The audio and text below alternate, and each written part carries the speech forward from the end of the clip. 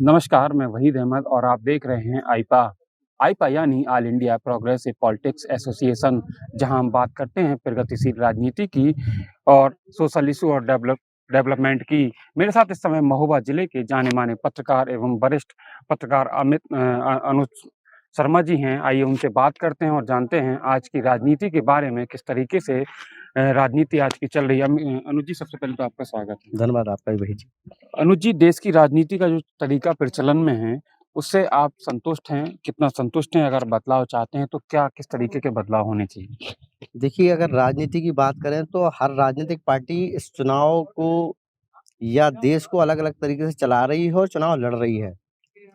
भाजपा जैसे राजनीति में आई 2014 में तो बहुत सारे मुद्दे थे, रोज़गार लेके आएँगे, जो पेट्रोल है और अन्य जो चीज़ें हैं उन पे काम करेंगे और सस्ता करेंगे। इन 5 से 7 सालों में अगर देखा जाए तो इनमें कोई बदलाव नहीं हुआ, वो सारी चीज़ें वैसी की वैसी चल रही हैं। हाँ, बातें ये है कि सारी चीज़ें धर्म के मुद्दों के तरफ जो है ज़रूर डिवाइड हो रहे हैं। तो और लेकिन अगर देखें तो जो राजनीतिक पार्टी उनका मानना है कि जो पब्लिक का मूड है, वो उसको समझ रही है, उनको देश को जान रही है, उसी तरह से वो चुनाव लड़ रही हैं चुनाव में। जी। जिस तरीके से राजनीतिक दल हैं, जितने भी देश में राजनीतिक दल काम करते हैं, सभी अपने आप को लोकतांत्रिक पार्टी बताते हैं। लेकिन ज़्यादातर देखा जाता है कि लोकतंत्र जो उनका पार्टियों का, वो दिखता नहीं है, धरातल पे नहीं दिखता। क्या नज़रिया है आपका इस पे?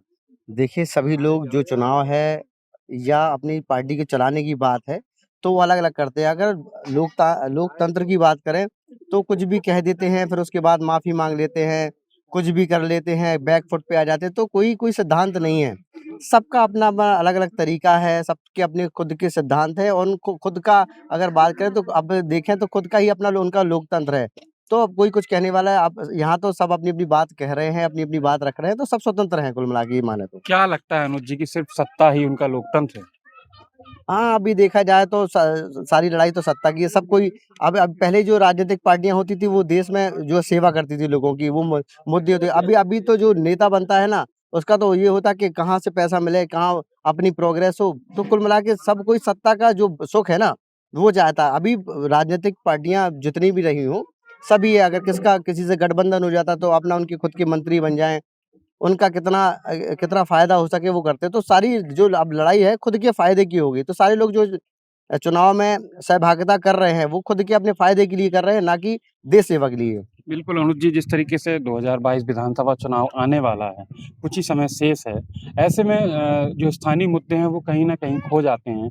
लोग जो है राजनीतिक, धार्मिक और जहाँ जहाँ तक कहा जाए तो जातिगत मुद्दों पे चुनाव लड़ा जाता है और भावनात्मक मुद्दों पे चुनाव लड़ा जाता है। क्या कहेंगे इस पे? देखिए, बुंदेलखंड में हम लोग रह रहे हैं। पूरे देश में बुंदेलखंड सूखा के नाम से जाना जाता है, ठीक है? बुंदेलखंड की तस्वीर अगर कहीं ले दी जाए तो वो सूखा है, बहुत गरीबी है, सारी चीज़ें आ जाती हैं। और देखें तो अब हम लोग बात करते हैं महोबा में बैठ के। 1995 में महोबा जिला बन गया। उसके बाद अगर आज की चीज़ देखें तो वैसे ही जहाँ हम 1995 में थे और आज भी हम वहीं हैं। तो कुछ नहीं बदला, सिर्फ़ साल के दिन बदले हैं, इसके अलावा कुछ नहीं बदला। हमारे पास जो जिला चिकित्सालय था, पहले वो था सीएचसी, आज भी वही है। जो डॉक्टर थे हमारे पास है नहीं है। हमारे पास जो क्लासेस चल रही हैं, वो शिक्षा को लेके वही है, लड़कियों का एकमात्र विद्यालय है। तो कुल मिला के बात करें कि सिर्फ बातें हुई हैं, विकास के नाम पे सारी चीज़ें ज़ीरो रही हैं। जो भी राजनीतिक पार्टी आई है, सबने आके बुंदेलखंड को गरीबी के तहत बेचा है, उनसे वोट माँगा है और जीत के गए हैं और दिया कुछ नहीं है। तो अब लगता है 2022 का जो चुनाव होगा, वो किस तरह से लड़ते हैं, सब अपने-अपने तरीके हैं, सब अपना वोट माँगने का तरीका है, किस तरह वो वोट माँग रहे हैं और उनको कैसे जीतना है, तो अपना-अपना वो तरीका आज़मा रहे हैं, कुल मिला के ये मान लीजिए। जिस तरीके से मूल मुद्दे हैं शिक्षा, स्वास्थ्य, रोज़गार, ये मुद्दे राजनीति में कैसे आएँगे? कैसे ये मूल मुद्दे बनेंगे राजनीति में? देखिए, ये युवा जो है ना, वही सब कुछ बदल सकता है। युवा जो है अगर वो जाग गया तो सब कुछ बदल देगा। अभी रोज़गार की बात करें तो रोज़गार इस कोरोना काल के बाद लगभग बहुत सारे लोग बेरोज़गार हो गए। बड़े शहरों में जो नौकरियाँ करते थे घर लौट आए अपने जो है। तो बहुत बड़ा मुद्दा है रोज़गार का, गरीबी का। तो ऐसे में क्या होना चाहिए कि लोग जो है ना, उनको रोज़गार मिले, रोज़गार पे बात करें। लेकिन होता क्या है कि अब राजनीतिक पार्टियाँ कुछ तो राजनीतिक पार्टियाँ रोज़गार की बात करती हैं, लेकिन अगर हम जो सिटिंग समय पार्टी है, भारतीय जनता पार्टी, वो रोज़गार के मुद्दे पे कोई चर्चा नहीं कर रही। वो हम लगातार देखते हैं कि हमेशा मंदिर हो, मस्जिद हो और ये सारी चीज़ें बात होती। तो कुल मिला के विकास का मुद्दा होना चाहिए, वही सब कुछ है। अगर हम लोग शिक्षित होंगे, तो हमारे पास रोज़गार होगा। जब हमारे पास शिक्षा नहीं होगी, तो रोज़गार कहाँ से होगा? लेकिन हमें नहीं लगता कि जब चुनाव आएँगे, तो फिर से एक बार फिर वही सारे मुद्दे होंगे, पब्लिक भ्रमित होगी और पब्लिक को समझना चाहिए कि उन लोगों को तय करें, जो लोग जिनकी छवि अच्छी है, जो लोग उनके साथ खड़े हैं, जो लोग रोज़गार की बात करते हैं, जो लोग स्वास्थ्य की बात करते हैं, तो उन लोगों को साथ देना चाहिए और फिर पब्लिक का मूड है वो जहाँ चाहेगी वो दे वो। बिल्कुल। अनुज जी, अगला सवाल है असंतुष्ट होकर वोट देना और सपने पूरे हों, इसके लिए वोट देना दोनों स्थितियाँ होती हैं। जनता सरकार बदल देती है, लेकिन सपने पूरे नहीं हो पाते। जनता ऐसे में क्या करे? देखिए, सभी को जनता मौका दे रही है लंबे समय से। 2007 में उत्तर प्रदेश में जब चुनाव थे, तो बसपा को उन्होंने मौका दिया था कि बसपा बसपा आए और उनके साथ जो वादे किए हैं वो निभाए। लेकिन उसके बाद परिवर्तन नहीं हो पाया।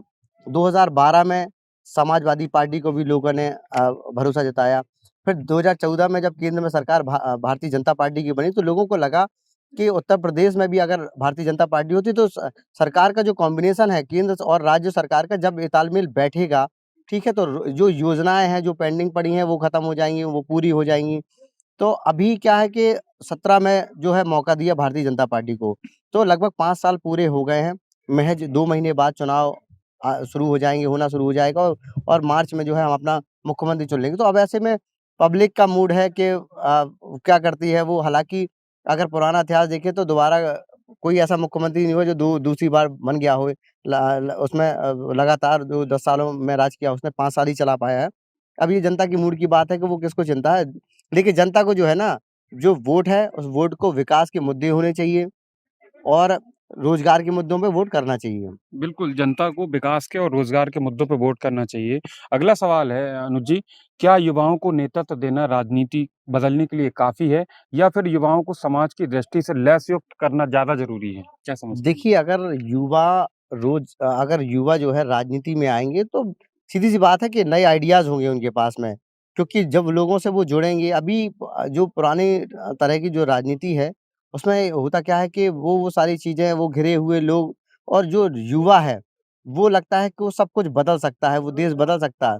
तो लोगों ऐसे में राजनीतिक पार्टियों को भी नए-नए जो युवा हैं, उनकी पार्टी के नए नेता हैं, उनको जो है एक बार मौका देना चाहिए और उनको फ्री हैंड करना चाहिए कि वो डिसीज़न लें और अच्छे काम करें। तो कुल मिला के माने तो अच्छा है कि अगर युवाओं को अगर मौका मिलेगा, तो सीधी-सी बात, कुछ ना कुछ हालात सुधरेंगे। बिल्कुल, कुछ ना कुछ हालात सुधरेंगे। अगला सवाल है अनुज जी, आरक्षण या धार्मिक मुद्दों पर सियासत क्यों नहीं होनी चाहिए? क्या इन मुद्दों के लिए को आप भी गलत मानते हैं? बिल्कुल सीधी-सी बात है, आरक्षण, जातिवाद, ये सारी चीज़ों पे बात नहीं होनी चाहिए। बात होनी चाहिए सिर्फ़ विकास पे। रोज़गार, हम बता रहे हैं आपसे, लगातार बुंदेलखंड सूखा है, रोज़गार नहीं है, यहाँ के जो लोग हैं वो पलायन करके अन्य राज्यों में कार्य कर रहे हैं, दिल्ली में और पंजाब में, अन्य जगह काम कर रहे हैं। ऐसे में अगर यहाँ विकास होगा, रोज़गार होगा, तो सीधी-सी बात, उनको यहाँ काम करेंगे और हर कोई चाहता है कि हम अपने घर में, अपने जो हमारा घर है, हमारा गाँव है, हमारा शहर है, हम वहाँ काम करें। तो ऐसे में कुल मिला के अगर रोज़गार हो, सारी चीज़ें, तो वो बेहतर है। अब जातिवाद पे तो मुझे नहीं लगता कि वोट करना चाहिए, वोट विकास ही होना चाहिए। बिल्कुल, मूल मुद्दा विकास होना चाहिए। अनुज जी, सामाजिक या राजनीतिक परिवेश को प्रगतिशील दिशा में आगे बढ़ाने के लिए हमारी यानी आइपा की जो कोशिश है, इस बारे में आपका क्या कहना है? देखिए, जन सरोकार से जुड़ी लगातार आपकी टीम जो है बात कर रही है, लोगों से बात कर रही है और कहीं न कहीं ये सारी चीज़ें लाभ देंगी, क्योंकि जब समस्याएँ उठाई जाती हैं, तो उनका निराकरण भी लोग करते हैं। तो ऐसे में जो आप लोग जन सरोकार का जो काम कर रहे हैं, लोगों से बातचीत कर रहे हैं, लोगों से कि दिक्कत क्या है, परेशानी क्या है, जो आपकी टीम काम कर रही है, तो मैं बधाई देता हूँ। अगर लगातार कार्य करेगी इस तरह से, तो ये सारे मुद्दे जब जो ऊपर बैठे लोग देखेंगे, तो कोशिश है कि कहीं न कहीं अगर हमारे 10 मुद्दे हैं, तो अगर उन पे 5 में ही काम हो जाता है, 4 पे ही काम हो जाता है, तो ये उपलब्धि की बात है। तो मैं आपकी टीम को जो बधाई देता हूँ कि इस तरह जनहित के काम वो करती रहे। धन्यवाद अनुज जी। तो ये थे महोबा जिले के वरिष्ठ पत्रकार अनुज शर्मा जी, जिन्होंने आइपा के साथ खुलकर बातचीत की और आइपा को अपने सुझाव दिए। महोबा से वहीद अहमद, अगर आपको हमारी खबरें पसंद आ रही हों, तो हमारा चैनल लाइक और सब्सक्राइब करना ना भूलें, साथ ही बेल आइकन दबाना बिल्कुल ना भूलें।